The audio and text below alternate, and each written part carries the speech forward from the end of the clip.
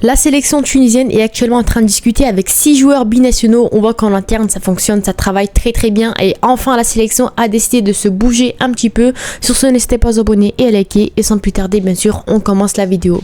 Salut à tous, c'est CS et j'espère que vous allez tous très bien. Aujourd'hui dans la vidéo tout simplement je vais vous présenter les 6 joueurs binationaux qui pourraient potentiellement rejoindre l'équipe de Tunisie très bientôt, Inch'Allah. On sait que la Tunisie à l'heure actuelle on voit que c'est un peu compliqué la situation, les joueurs ils sont pas très bons sur le terrain, les binationaux ils peinent à arriver, c'est très compliqué d'attirer les binationaux en sélection tunisienne. Donc franchement je pense que pour moi ces 6 joueurs là, s'ils arrivent en sélection, ils peuvent déjà grandement aider l'équipe nationale potentiellement. Donc on va commencer déjà avec le premier joueur qui reste déjà un très grand talent, c'est bien sûr Wassim Slama. Donc c'est un joueur du PSG, il joue avec le PSG U19, donc c'est un grand talent, l'un des plus grands talents de la génération 2008 du PSG. Donc déjà ça montre que Wassim Slama ça peut déjà être un potentiel vraiment intéressant pour les équipes jeunes. C'est un milieu offensif de 16 ans qui pourrait potentiellement rejoindre l'équipe nationale de la Tunisie U17 voire U20 et pourquoi pas dans les années à venir, Inch'Allah, intégrer l'équipe première quand il sera prêt vraiment professionnellement. En tout cas c'est un franco-tunisien, donc la saison dernière il a joué avec l'équipe U19, logiquement il a été surclassé, donc il était à 6 matchs pour 3 buts au total, que ce soit la Youth League ou encore la Ligue 1, la Gambardella etc. Donc déjà ça montre que ce joueur là c'est un grand talent sur lequel le PSG compte beaucoup pour la saison prochaine, enfin pour les années à venir. Donc c'est un ailier, c'est un milieu offensif qui est vraiment typique, il est très bon dans les duels offensifs, il se projette très bien vers l'avant, quand il y a une bonne récupération de balle il envoie direct les ballons sur le côté voire en attaque directement. Il est bon en passe, il est bon physiquement également, il a un physique vraiment très bon pour son gabarit et pour son âge. Il a également un très bon QI foot, donc en général il sait faire les bonnes décisions quand il faut et malheureusement on a l'impression que c'est ce qui manque en sélection tunisienne. Donc déjà ça, le QI foot ça pourrait déjà apporter un petit plus en sélection tunisienne. Il est très bon dans les relances, il anticipe très bien, donc clairement Wassim Slama offensivement en tant que numéro 10 il a à peu près toutes les qualités qu'il faut. Bien sûr ça reste juste un jeune talent, donc il faudra bien sûr du temps pour qu'il puisse s'adapter correctement en sélection tunisienne, mais en tout cas ce talent il faut le surveiller. Pour moi ça peut rester un très bon joueur pour la sélection tunisienne. Donc apparemment également la saison dernière il a fait quelques apparitions avec le groupe pro du PSG, donc déjà ça montre que Wassim Slama c'est un talent sur lequel pourquoi pas Luis Enrique, en tout cas la cellule de recrutement du PSG compte pour les années à venir potentiellement. On passe maintenant au deuxième joueur qui est bien sûr Sami Jalal Kerchoud. Donc lui c'est pas un aussi grand talent que Wassim Slama, mais en tout cas ça reste un joueur qui peut également apporter on va dire en sélection tunisienne, ça peut rester un bon talent également. Donc lui c'est un ailier gauche ailier droit, donc c'est un ailier qui est très polyvalent, déjà on voit qu'on en a besoin en sélection tunisienne. Donc pour moi ce talent là il peut être intéressant. Lui il a 21 ans, donc ça reste un jeune talent mais qui commence à grandir petit à petit. Il joue à Viborg au Danemark, donc Viborg c'est l'ancien club de Elias Achouri. Donc lui faut savoir que de base il jouait en D2 danoise et c'est là-bas il s'est fait repérer. C'était un grand talent de la D2 danoise et il a rejoint Viborg cet été pour environ voilà pour une petite somme d'argent, donc ça reste déjà plutôt intéressant. Il passe enfin au niveau professionnel on va dire entre guillemets, j'ai hâte de voir ce qu'il pourrait proposer en tout cas dans le championnat danois. Donc lui il faut savoir qu'il est danois et tunisien, donc en tout cas à l'heure actuelle il n'y a rien de concret avec la sélection tunisienne, mais apparemment la sélection tunisienne penserait à lui il penserait potentiellement à la sélection tunisienne. Donc pour moi ça peut rester déjà une bonne marge de manœuvre. Il faut bien sûr travailler encore sur le dossier.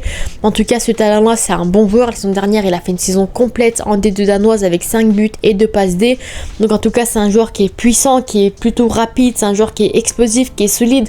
Voilà c'est le type, voilà c'est un ailier qui est plutôt intéressant. C'est pas le plus fou, c'est pas celui qui va nous faire lever au stade, mais en tout cas ça reste un ailier qui peut faire l'affaire on va dire sur les côtés. Il est pas énormément très bon techniquement, mais en tout cas ça reste un ailier qui reste quand même plutôt intéressant, qui peut faire l'affaire en remplaçant sur le terrain de temps en temps. On passe bien sûr au troisième joueur et lui bien sûr c'est officiel, il a enfin opté pour la Tunisie, c'est bien sûr Moadez Nefati. Donc je pense que vous en avez peut-être déjà entendu parler. Un joueur, il est suédois tunisien, donc il a opté pour la Tunisie récemment. Donc lui il faut savoir que c'est un latéral droit de 20 ans, donc lui aussi ça reste encore une fois un jeune talent.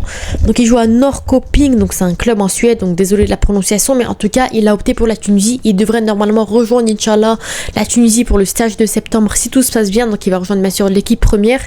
Donc lui la saison dernière il était à 23 matchs pour 3 passes D, donc c'est plutôt intéressant au niveau niveau professionnel, on va dire, dans le championnat suédois. Donc c'est un latéral qui est plutôt offensif, donc il est rapide, il est puissant, il est technique, c'est un joueur qui se projette énormément vers l'avant, il combine énormément avec son ailier droit. Donc franchement, il nous faut un bon ailier droit si vraiment Néfati veut avoir un bon niveau. Mais en tout cas, je pense que Néfati, ça peut rester une option intéressante, parce qu'on sait qu'au poste de latéral droit en sélection tunisienne, c'est plutôt compliqué. À part Yann Valéry, on n'a personne.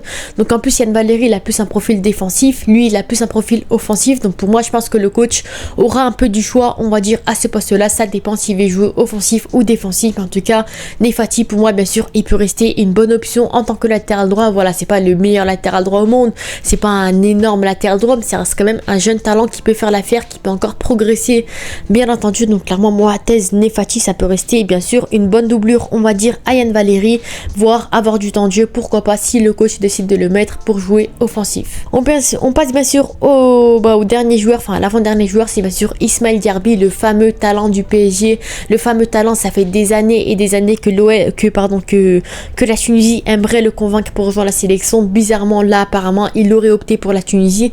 Là, à l'heure actuelle, ils sont en pleine négociation. Il est en train de discuter avec la sélection, avec son père. Il est en train de voir un petit peu le changement de nationalité sportive. Donc lui, à l'heure actuelle, il joue à Braga en division 1 portugaise. Donc c'est déjà plutôt intéressant. Donc c'est un milieu offensif, ailier gauche, ailier droit. Donc c'est un joueur qui est très polyvalent en attaque. Donc ça peut rester un point très très intéressant pour la sélection tunisienne, Inch'Allah, potentiellement. Donc en tout cas, lui, il a 21 ans déjà. Donc on en parlait il y a quelques années comme étant un grand talent du PSG, comme étant un futur espoir, je sais pas quoi.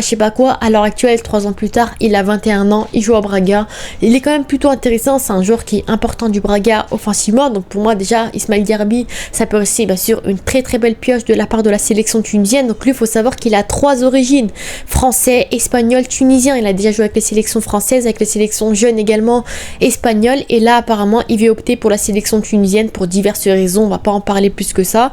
Mais en tout cas, la saison dernière, il sort d'une grosse saison avec Braga. 35 matchs, 4 buts, 5 passés. C'est plutôt intéressant, que ce soit Europa League ou Ligue 1 portugaise. Donc déjà, ça peut rester un joueur qui est vraiment très intéressant. Lui, c'est un numéro 10 qui peut vraiment beaucoup apporter à la sélection tunisienne. Et malgré les problèmes, les dramas sur lui, comme quoi il choisit la Tunisie parce qu'il a pas trop le choix, parce que l'Espagne et la France ne l'appellent pas, on sait pas. Mais en tout cas, je pense que lui, sur l'aspect sportif uniquement, il peut énormément apporter à la sélection tunisienne. Il est très bon techniquement, il est très bon dans les duels offensifs, il passe souvent, il est très bon dans les projections vers l'avant, dans les passes, sur les coups de pied arrêtés, il est très bon. Malheureusement, en sélection tunisienne, on n'a pas de tireur de coups de pied arrêtés, donc Ismaël Diarbi, il peut déjà apporter de ce côté-là. Également, défensivement, il est investi. Le seul problème, c'est que dans les duels aériens, peut-être il est pas très bon parce qu'il est pas très grand, il fait un peu plus de 1m70, mais en tout cas, mis à part ça, c'est pas ce qu'on demande d'un ailier. Nous, on demande un peu de la technique, gagner dans les duels, un tireur de coups de pied arrêté, tout ce qu'on n'a pas en sélection tunisienne. Donc pour moi, Ismaël Diarbi peut vraiment être un joueur très très bénéfique et important pour la sélection tunisienne. En tout cas, parmi la liste de tous les joueurs qu'on a pu voir, on va dire qui peuvent opter pour la Tunisie, les binationaux, je pense que Ismaël Diarbi, ça peut rester la plus grande pépite qu'on peut avoir, en tout cas durant cet été. Potentiellement, pour moi, c'est un joueur qui peut énormément apporter, qui va apporter de la concurrence sur les milieux offensifs. En tout cas, vu la qualité de nos joueurs, je pense que logiquement, il sera titulaire quasiment sûr, on va dire, avec la Tunisie. Donc clairement, Ismaël Diarbi, pour moi, j'ai hâte de le voir. Et bien sûr, on passe au dernier joueur, qui est bien sûr Alisson Santos, qui joue au Sporting Club Portugal à l'heure actuelle au Portugal. Donc lui, à mon avis, objectivement, apparemment ils sont en pleine discussion, mais à mon avis, ça va être très très compliqué de l'attirer en sélection tunisienne. C'est un Brésilien qui joue au Sporting, qui a un grand talent, donc ça va être compliqué de l'attirer. Mais je voulais en parler parce que lui, il est au courant de ses origines tunisiennes. Il sait très bien qu'il pourrait représenter la Tunisie potentiellement. En tout cas, il n'a pas refusé la Tunisie, donc on verra bien. En tout cas, c'est un ailier gauche et ailier droit polyvalent, pareil, qui peut être très bon, qui peut apporter des deux côtés également, qui a 22 ans, qui joue, voilà, à l'heure actuelle, il n'a pas de sélection nationale, donc il est brésilien-tunisien, et lui, il a rejoint le Sporting Club du Portugal cet été pour un peu plus de 2 millions d'euros. Donc clairement, ça montre que ça reste un talent sur lequel l'Europe compte sur lui. Donc pour moi, clairement, Alisson Santos, ça peut rester un talent vraiment intéressant. Donc lui, voilà, c'est un ailier typique, vitesse, polyvalence, technique, finition. C'est un joueur qui est vraiment très très bon de ce côté-là. Voilà, je dis que c'est des qualités typiques d'ailier, mais malheureusement, nos Elias Achouri, Nil Taïef, tous nos ailiers qu'on a, c'est vraiment du grand n'importe quoi. Il n'y en a aucun qui sait jouer correctement. Donc moi, je pense que Alisson Santos, il pourrait apporter. Après, faut pas cracher sur Achouri, sur Nil Taïef, qui savent, voilà, ils s'adaptent entre guillemets, comme diraient certains, à la sélection tunisienne. Ça prendra du temps entre guillemets. Mais en tout cas, je pense qu'il peut déjà apporter sur ces postes-là, apporter un peu de la concurrence, apporter un peu de la pression pour que nos joueurs principaux, les Taïef, les Anis Ben Slimane, les Elias Achouri puissent se réveiller en sélection tunisienne. Et lui, ce qui est bien, c'est pourquoi j'en ai parlé, c'est parce que son père, lui, il était footballeur professionnel. Et devinez quoi, il a joué à l'Espérance de Tunis, il a même joué en sélection nationale tunisienne. Son père, voilà, il s'appelle Hadji Adilton, Santos. Donc il est ex-international tunisien, donc peut-être qu'il pourrait convaincre son fils à représenter la sélection tunisienne. On sait pas, mais en tout cas, je pense que ça pourrait grandement aider dans le dossier de Alisson Santos en sélection tunisienne.